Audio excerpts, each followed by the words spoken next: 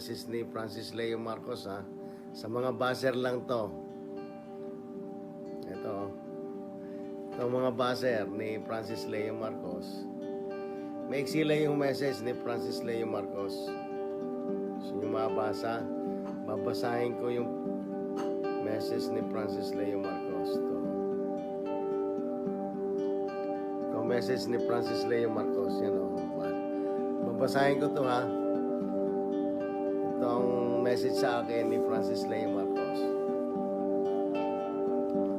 It's good to hear the name Barraco David Ilaga. As I heard your name, it has inspired me to fight my rights. And I'm hoping that I will be out of here and to meet you. But first thing, I would like to thank each and every Filipinos sees what I have done during this pandemic, COVID-19. I only want to do is to help as I can. Let these people throw stone on me, and I will not fight back to them because my heart is for the people who I can help. I am thanking each and everyone supporting my rights, especially you, Barraco David Ilaga. Thank you very much, and say hello to all Filipinos around the world. Francis Leo Marcos. Ayan na yun, no? Text ni Francis Leo Marcos. Napakabait. Sobrang bait. Saludo ako sa iyo. Saludo ako sa iyo, Francis Leo Marcos. Kahit ikaw ay nasa piitan, pinipilit mo pa rin magpadala ng mensahe para sa iyong mga kababayan at sa iyong mga natulungan. Malungkot man, pero pinipilit mo ipagpatuloy ang iyong advokasya para makatulong sa iyong kapwa. Kaya saludo ako sa iyo, Francis Leo Marcos. At kung maaari lang, ay sana nga ay mapadali ang iyong paglaya dahil sa inaasahan ka ng karamihan. At lagi ko rin dasal na sana nga mapalaya ka sa tamang paraan. At alam ko ang iyong tagapagtanggol ay malayang namamahayag para sa katotohanan. At ako'y labis na naniniwala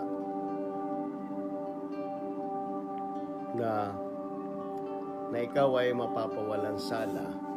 At kung sino man yung mga nagsasabi na masama ang kanilang mga ibinabalita, sana naman ay huwag paniwalaan ng makaramihan, dahil yan po ay mismong wala pang katotohanan, dahil wala pa po namang pinagdaanan sa kaso kung ano ang dapat nilang gawin. Hello, Kagay Tess Valerio, hello. Dahil maganda ito, maganda. Kaya kung maaari lang po ay maghintay lang po tayo sa tamang sandali at sa tamang panahon ng ating itong si Francis Leo Marcos ay bigyan ng tamang paraan sa paglilitis ang kanyang inaakalang kaso laban sa kanya, pero yan pa ay hindi pa napapatunayan. Wala pang katibayan at wala pang sapat na ebidensya na talagang siya ay isa sa nagkasalang ipinapataw na kasalanan para sa kanya. Pero kami ay labis nananalangin na sana manawari ay mapabilis ang pag-usad ng paglilitis upang sa ganon ay makita natin ang kanyang kalayaan. At kung sino man yung mga taong nasa likod ang mga ganitong ginagawa sa kanyang pagkatao, sana naman makita ninyo ang sarili ninyo. At huwag po nating iwasan lang po nating husgahan.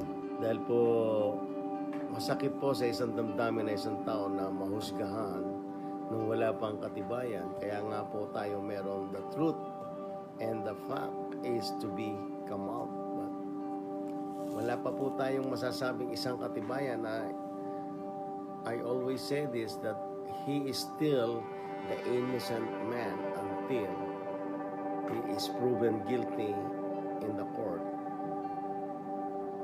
with no reasonable doubt. But sa ngayong oras na ito, hindi pa natin siya napapatunayan siya ay isang kriminal. So,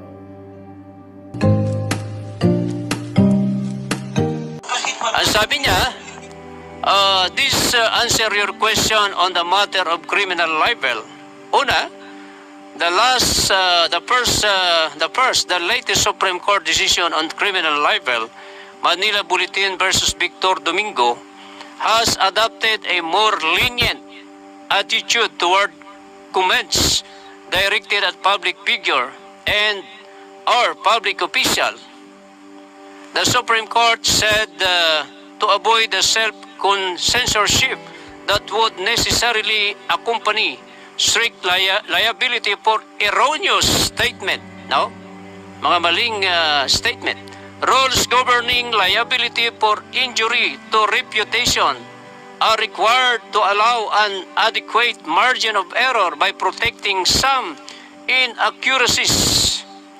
It is for the same reason that the New York Times doctrine requires that liability for defamation a public official or public figure may not be imposed in the absence of actual malice. Hindi mo pwedeng impose ang anumang parating na libel without actual malice. No? Patunayan mo yan. On the part of the person making libelous statement. Kailangan patunayan mo yan na talagang may malisya yung pagbabatikos o pagsasalita ng isang netizen o ng isang tao laban sa kanyang kapwa-tao. Pagbangon tayo! Where the alleged subjects of defamatory imputation is a public figure like a media practitioner, the law will not make the imputation libelous even if untrue or there is no proof of actual malice. No, yung mga public figure, yung mga online personality, no, ay hindi ho dapat maging balat sibuyas. Dahil they are entitled to criticize. Where the alleged subjects of defamatory imputation is a public figure like a media broadcaster, no? The law will not make the imputation libelous even if untrue or if there is no proof of actual malice. Kaya dapat pag ikaw ay online personality, Pagdating ng araw, dito sa aking pagtulong, ay hindi ka dapat maging balat sibuyas. Kung ikaw man ay nababatikos, ay talagang parte yan ng iyong trabaho. No? Public official, a public figure is the same. Na dapat tumanggap ka ng mga kritisismo. sa mga nagdala ng pag-asa. Number 2, malice is an element of libel is different for a private person vis-a-vis public person. For public figure such as a media broadcaster, what is required is malice in fact. In one case, the Supreme Court held that Ilan man nila ay lagi. malice is in fact is malice that needs to be proven in court. Kapag ikaw nagdemanda, binatikos ka, ikaw ay magdidemanda laban doon sa tao, Subok di ay kailangan mong i-prove yan. Patunayan mo sana sa korte, nagkaroon ng malisya.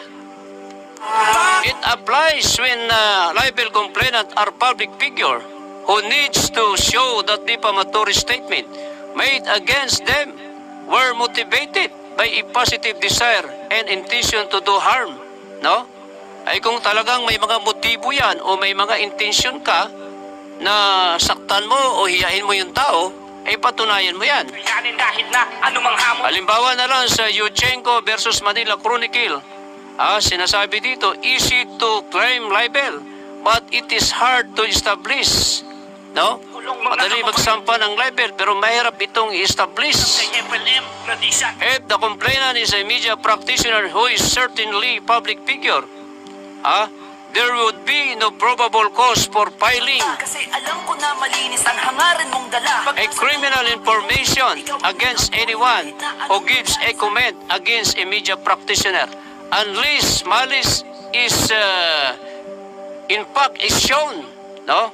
Kung ikaw ay mga public figure, ay hindi ka dapat maging balat sibuyas. Ikaw, sugong bayani, buti, nagsilbing. Maliban na lang kung may nakitang malisya doon sa pagbabatikos, ay maaring ma-charge ka ng libel. Pero mahirap patunayan ang malisya. By becoming a public figure, a media practitioner shall the mantle of protection enjoyed by a private person from any negative comment. Why would a person be a media practitioner if he cannot take a public criticism or adverse comment? He should quit being a public figure. Ay kung ikaw online personality ka, alam naman yan kung sino yung mga online personality dyan, at nagpapakilala pang mga reporter, dapat tumanggap ka ng mga kritisismo.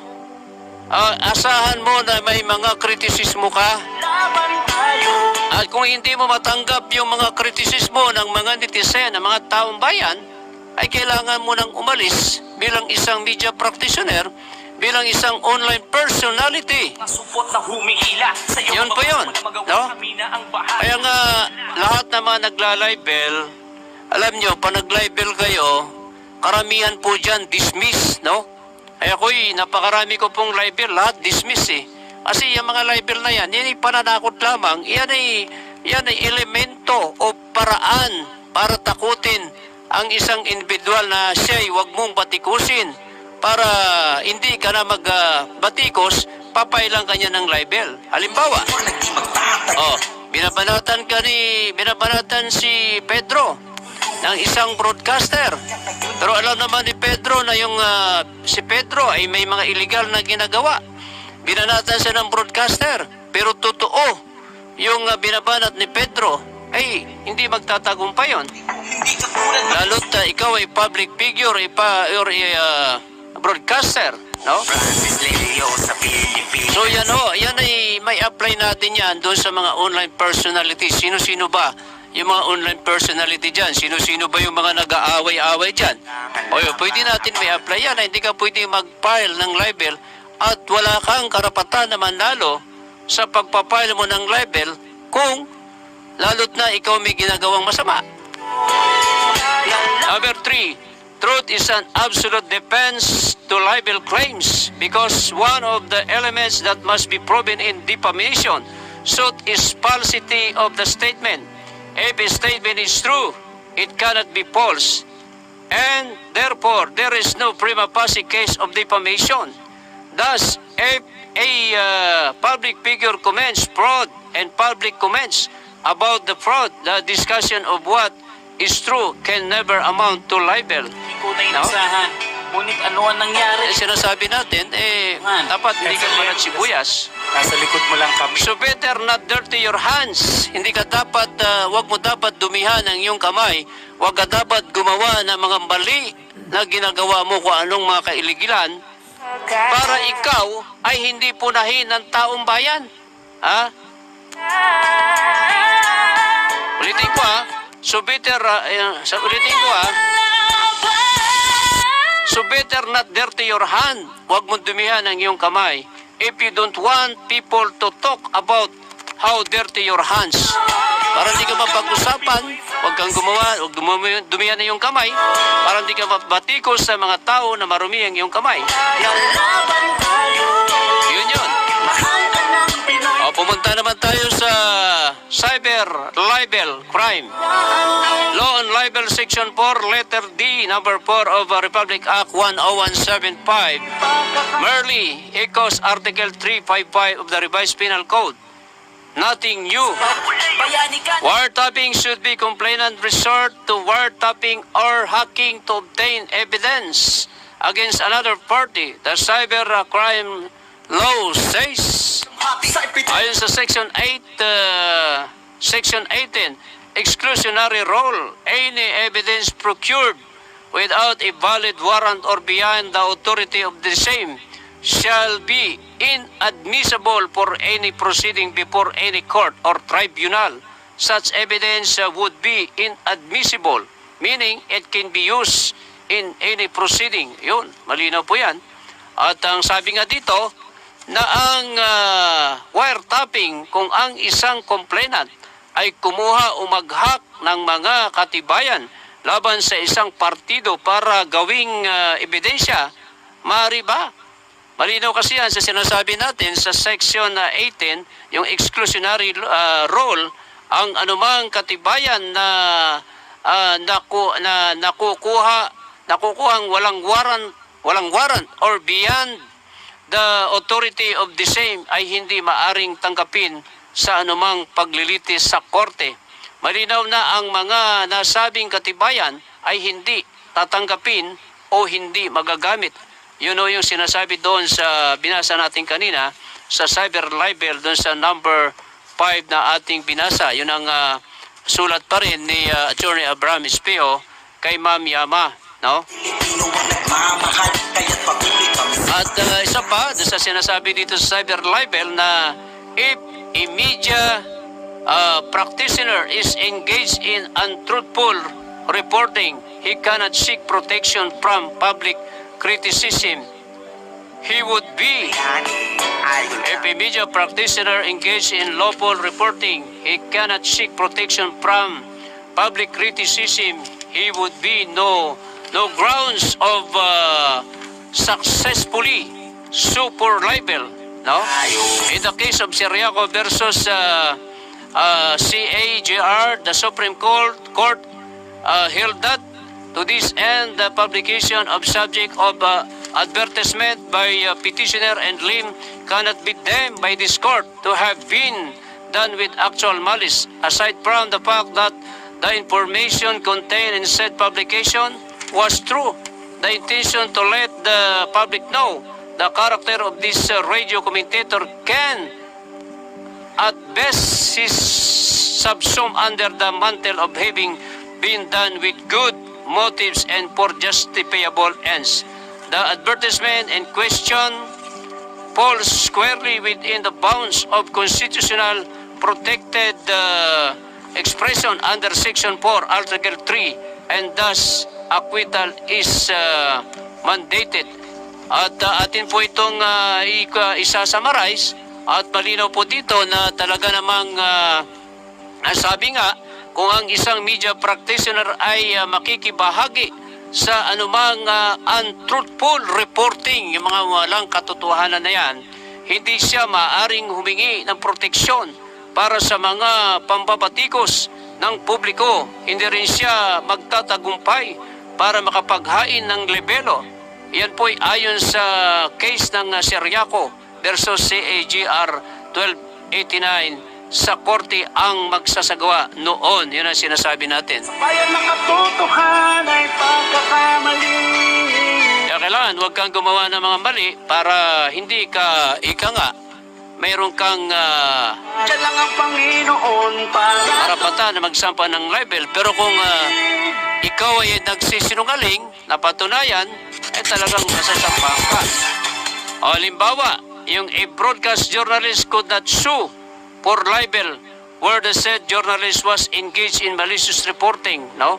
Hindi pwede magdemanda yung journalist na yan kapag siya naman ay mga gumagawa o na-engage sa mga malicious reporting. Thus, in answer, yun ang malinaw doon. Kaya nga sabi pa dito ni attorney, thus in answer to your question, a media practitioner has no chance of winning a libel action against those who criticize his manner of reporting or his past conduct or his character. Yan ang sinasabi. Na kung saan, ang sinasabi nga dyan ay dapat ang isang mamamahayag ng broadsheet ay hindi maaring maghain ng libel kung saan ang nasabing mamamahayag ay nakikinabang sa mga malisyosong pag-uulat. Yan po'y sinabi ni attorney. At sabi pa ni attorney, kaugnay pa rin sa katanungan ni Ma'am Yama, sabi niya, kaya ang sagot sa inyong mga katanungan ay isang media practitioner ay walang chance na manalo sa pagsasampa ng libel laban sa mga pumupuna sa kanyang paraan ng pag-uulat or sa kanyang mga nakaraang ginagawa o pagkatao. Halimbawa, kung ikaw naman online personality ka, katulad ng mga inaaway nila dyan, ay hindi ka rin pwedeng magsampa ng libel dahil nga marami ka rin mga ginagawa. May mga sinasabi ka na mga hindi ka panipaniwala. Yun ang ibig sabihin dyan. Kaya nga doon sa mga, sabihin na natin, yung mga natatakot dyan dahil natatakot na libel, wag ko kayong matakot dahil kung lalo na kung may katotohanan at walang malisya yung inyong mga pagbabalita, ay hindi yan papasok sa libel o sa cyber libel, no? So medyo nilinaw lang po natin kasi marami tayong nadidinig dyan, marami tayong nababalitaan na tinatakot yung mga supporter na FLM at yung mga vlogger daw tinatakot na sampahan ng demanda. Wala naman nung may isasampang demanda. Wala naman ako yung ginagawa na inciting to sedition or whatever. Yung inyong ginagawa, inyong binabalita, ay pawang naman katotohanan at may mga probable cause, may basihan yung inyong pagbabalita. So, wala dapat pangamba. No? O yan, nilinaw ko lamang yan para at least ay hindi tayo dapat matakot.